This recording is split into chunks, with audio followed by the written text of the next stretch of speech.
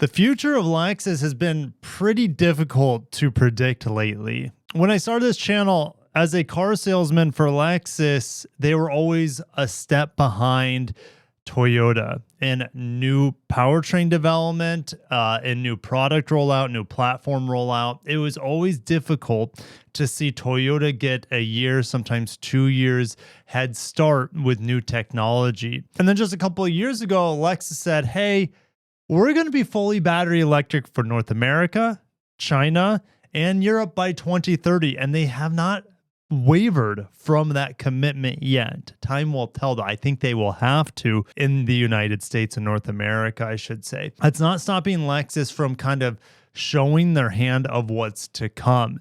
And today we have a wide body production Lexus. All right. And this is the RZ. The RZ came out, gosh, what was it, 2023, 2022 model year? It's a very smooth, quiet vehicle. The RZ, the materials are quite nice, but it doesn't have great charging, doesn't have great range. Now, they've improved those things little by little, year by year, but it's been what you would expect from Lexus, extraordinarily conservative. So today, we're going to look at the new Lexus RZ. Now, the RZ has just been refreshed, and I don't think the new RZs we've seen in the United States yet. Some of my colleagues, like Roman from TFL, they went over to Europe to drive this. And, it's not a full new generation, but the technology in there is a full new generation. Oh, man, I don't like the steering yoke. I like the volume scroll wheel. That's a win. But look, windshield wipers on, it's just, I've driven this vehicle, the RZ, with the yoke, and it's a U-turning machine because you don't have to, it locks at like, what would that be, like 120 degrees or something? So you don't have to fully flip it.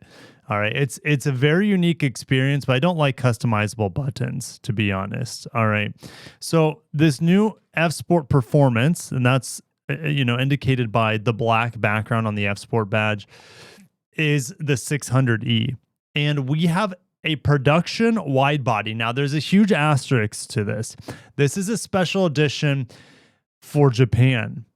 I don't know if this vehicle will come to the United States as a 600E. It has not been announced for other markets outside of Japan. All right, so very limited run, and it comes in two different flavors. Okay, you have this Neutrino gray and black, and then you have the Hakugen 2. All right, with kind of like this blue. Is this going to be Lex? Like, you got to remember. Do you guys remember when the ISF came out? I know it's getting long at this point. Lexus has all but abandoned F performance.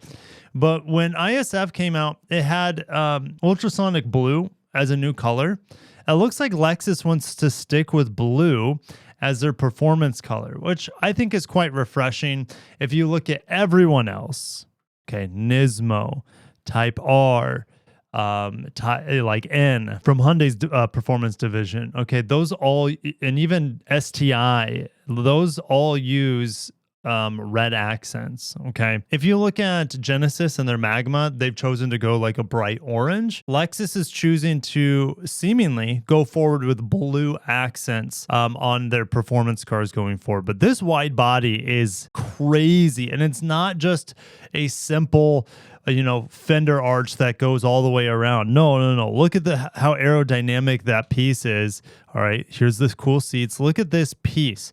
This is something, taken out of the Daikoku rest stop area that I was at in October in Japan. Like, this looks like somebody modified their RZ with Japanese flair to it. I'll see what you guys think about it down below, but the carbon fiber's sick. I like the wheel arches. I like the wide body. I like the double spoiler in the back. Call me crazy, and I like the hood vents. Call me crazy, but I like that Lexus is not being super conservative, which they have been plagued by super conservatism, if that's a word, for way too long, maybe since 2010. You say, correct the LFA, but the LFA existed in its own bubble. It cost around $400,000. All right, yes, there's that new LFA concept, which is stunning, but it's battery electric. And if it's not solid state battery electric. I don't want it as a BEV. I want the twin turbo V8 hybrid that is in the GRGT in that LFA. Okay, that new LFA. All right. So hopefully those things come to pass. Hopefully you can get a twin turbo V8 or solid state battery. You can have your choice. That'd be great. Anyways, the hood vents in here, look, surrounded by carbon fiber. Looks fantastic. 600E is a brand new nomenclature for Lexus. Man, look at this carbon fiber. It's nasty. These wheels are pretty sick too. But oh man, I wonder what the tire width is here. I'm really curious. We might have to go to the press release to see. But I like the blue accents on the inside, the stitching. The dash looks good. Bigger brakes are on this model too for the higher performance. There we go. Look, they even changed the side lights here that are typically like a golden, welcoming movie theater sort of glow. All right, splashed on the side. Well, that's all been blued out. And I like it. I like the direction they're going. It takes balls to do this. I'm not a fan of the yoke, but everything else I'm pretty much liking here about the RZ. They might be saying, Kirk, it looks like we still have that tiny 7-inch screen in the back. Yes, that's a bit laughable to have that 7-inch screen in the back, but it is fairly low resolution. And then you have something like the new RAV4, which has a standard 12-inch screen. I know screen size is not the end all be all. That's what she said. But like, you guys know what I mean. It should have a bigger, more customizable screen above this steering yoke. So let's get to this press release. 600E, they say is, well, I made a spreadsheet. Okay, 600E is 420 horsepower.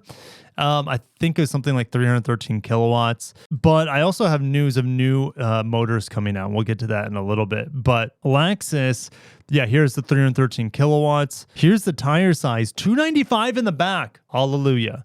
We get some real freaking tire width in the back of a Lexus and something that's not called like an LC. I got to look up the LC tire width. LC 500 has 275s all the way around. So these have the widest tire. Let me look at what the LFA tires were. 305 in the back. Okay, so these are the second widest tires outside of the LFA on a Lexus for the rear set.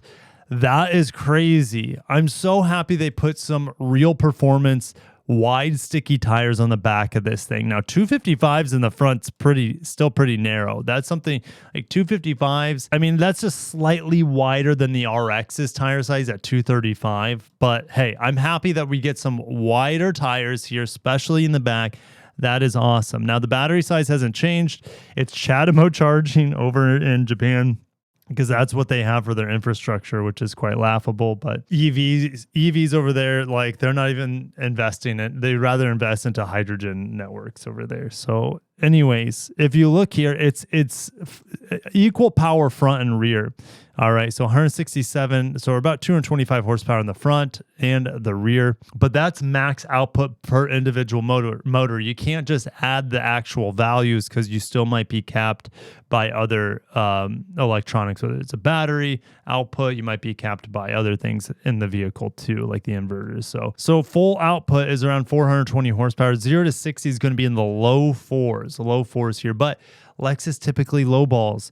You got to keep in mind, I want to say like the new BZ Woodland should be able to do like 0 to 60 in under 4.5 seconds. It should be very quick. I wouldn't be surprised if this car would be able to break 4 second to upper threes. Now it's not that big of an accomplishment for Lexus. Like the power output here is not the accomplishment. It's Lexus finally taking some balls and giving us something crazy and uniquely Japanese. This kind of feels like Lexus's version of like the Nissan Armada Nismo. It's just bonkers crazy, and it has this unique character to it that is specifically Japanese. And even though it's an EV, it's still, I'm happy about it. Remember, there's other RZ variants out there. So again, back to the spreadsheet, you've had a 350, which is front wheel drive as well. But they got rid of the 300. That's right. They replaced it with the 350. The 450E, is that even around anymore? I think it's around just for the US market, which is stupid because there's a 500e for Europe with more power, a lot more power. Okay, the same power that's going to be seen in something like the BZ Woodland, but meanwhile the Lexus doesn't get as much power and it costs more. Like it's a bit of a joke. Anyways, 550e, that's the new F Sport Performance model for the US, maybe Europe. And then they gave this 600e for Japan. Now I did the conversion to yen from yen, and it's about $80,000 over there in Japan for this special edition. You know, with these wide tires, range is going to be terrible. Like probably 220 miles of range. All right, if we look at something like Ioniq 5N, the range I was seeing on there was about the same, around 220 miles of range. And this also has pretty wide sticky tires. I want to look up the Ioniq 5N tire size, 275s all the way around. So the Lexus has 255s in the front and 295s in the back, which is, I like the staggered output, even though there isn't more power going to the rear wheels in the Lexus. Now it can torque vector, it can prioritize sending more power to the wheels versus the front wheels, the RZ. So I'm happy about the cool wheel stagger. Anyways, Ioniq 5N is going to cost way less than something like this, and it has 200 more horsepower. So it's not the power that's impressive. It's not, there's no one pedal driving here, but again, Lexus taking risks. That's what's impressive here. All right, even though it's a battery electric. Now, I did some snooping around. Blue Nexus is Lexus. You can see right here, Aishin and Denso. Aishin and Denso are the two greatest suppliers. Aishin typically produces e-axles, hybrid motors as well. But traditionally, Aishin has produced and still produces transmissions for Toyota. Denso does so much in terms of other parts within the vehicle. All right. So they made this company together to produce better EVs. And this was back in like 2020 or something. All right. And what we have now is an updated little roadmap here. It's not really a roadmap. It's just what they're really the big thing here is this. All right. This single motor over here on the far right, this e-axle under development. Now, they've been developing high output motors, but this is the first time I think we've seen a specific kilowatt output. All right. So you're going to, and look how compact it is compared to this one, this really old first gen e-axle over here. This is a third gen e-axle or second gen. I think it's a third gen. And the third gens are going to be way more compact, way more powerful, way more efficient. And because they're all those things, they're going to work great in 800 volt architectures with Lexus gigacasting and Lexus software-defined vehicles. So we'll see these 250 kilowatt motors in the new Lexus IS BEV, if they want to call it that, or what was debuted as a concept as the LFZC. Now that vehicle, it was supposed to come out in 2026. It's been delayed to 2027. Hopefully we get some more concrete information on it. We should by the end of this year. You see this 250 kilowatt motor class. So if we go back to the spreadsheet, this 450e setup, which is actually dual motor, but 450e in the future is going to be more than likely replaced by a rear wheel drive single motor of 335 horsepower, which is fantastic. Can't wait for that. Kind of reminds me of where Lucid already is. But when I drove my, not my Lucid, but I had a Lucid for a week in 2025, I really liked the car, but it had a lot of shortcomings. Hopefully Lexus, like one of those shortcomings was build quality. All right. So hopefully I know Lexus can build better made cars than Lucid. So, we're going to have not only this motor kind of being the base, you can double it to get a 700e. That's just what I'm calling it. They could call it whatever they want. 800e, 900e. The numbers are just stupid at this point, but it's going to be 670 horsepower when you put two of those motors together, that's all the performance I need in an EV. I tested 670-ish horsepower in the Lucid Air Grand Touring. I don't need to go that fast. I don't enjoy going that fast, honestly. I think 500 to 600 horsepower in an EV is really all you need because that power is instant, immediate. All right. And for daily driving, it's just complete overkill. All right. So you could use this base motor here as the rear engine or the rear motor, And then you can have smaller front motors too, providing 400 horsepower, 500 horsepower, etc., all the way up to 670 horsepower. So it's exciting times for Lexus on the BEV front. Unfortunately, I don't have exciting news on hybrid front for them. I don't have exciting news for solid state batteries right now. So we're just waiting. So we have this, again, the snapshot here of what Lexus has actually trademarked: TZ450E and TZ550E. I will be able to, I don't have actually, this is me making an estimation, but Toyota is supposed to come out with a 3-row EV made in Kentucky called the Highlander EV. We should have a reveal of that sometime in the first half of this year. Stay tuned for that. Now, there'll be a Lexus version called the TZ, fully battery electric, and these nomenclatures have been trademarked. All right. So these trademarks, this is what you can kind of expect from those two models: 300 to 400 horsepower, hopefully more. Hopefully more. All right, HZ has been trademarked, but I don't know if that vehicle is ever going to come. Most of these guys, most of these notes here are really old because this is an old spreadsheet I just added to it. All right, and you guys are probably wondering, hey, why can't you make this spreadsheet bigger? There you go. Sorry, I apologize for that. The next big Lexus launch this year is the new ES, and it has been delayed.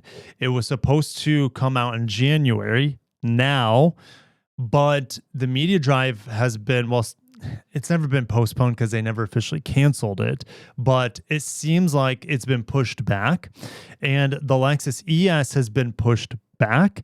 And as a result, I think it would be a perfect time for Lexus to also show the new TZ during the Lexus ES media drive. That's what I'm hoping for. Hopefully we can get that. But again, the TZ more than likely fully battery electric, not plug-in hybrid. Now, if you missed my review on the plug-in hybrid V6 powered TX, check that out. The hybrid is fantastic on it. The V6 hybrid is a masterclass of Toyota hybrid technology, and it's very efficient. I've seen like 30 miles per gallon on that thing, and it has, how much power did it have? Like 405, something like that. It was very powerful, very smooth, very efficient. All right, Lexus hopefully keeps refining their hybrids, hopefully keeps V6 hybrids around, but I'm not going to get my hopes for that because they just killed all V6 production here in the United States. Toyota did, which affects Lexus. Or we still get a few V6s like the IS, but that's brought over from Japan. The TX plug-in hybrid will have to use engines brought over from Japan. And the new ES has ditched its V6 for hybrid. And that's the thing. And this is why I think the new, circling back to the ES here, why it's been delayed is because that they were planning on bringing it as mainly as a battery electric. The plan with the ES was, hey, we're going to give you this new ES. It's very China forward because it's focused on the Chinese market. That's where they sell the most EVs. Everything outside, inside, everything about it is focused on the Chinese market, from the VIP parts of it too. All right. And we're just kind of getting the leftovers of the Chinese market. And they're like, hey, America's going to want EVs too, surely. No, we want the choice. Some want EVs, and that's great. But they were expecting 80% of the Lexus ES in the new generation to be battery electric. And then they saw what was happening in the market, lack of EV tax credit, lack of demand, XYZ. And they're like, actually, the hybrid demand for the ES is probably going to be 80%. And BEV uptake only 20%. And in that closed-mindedness that Lexus had about the ES, they also failed to give us the hybrid max on it, something that the Crown has. The Crown has a hybrid max with almost 400 horsepower, really smooth, really powerful, really refined.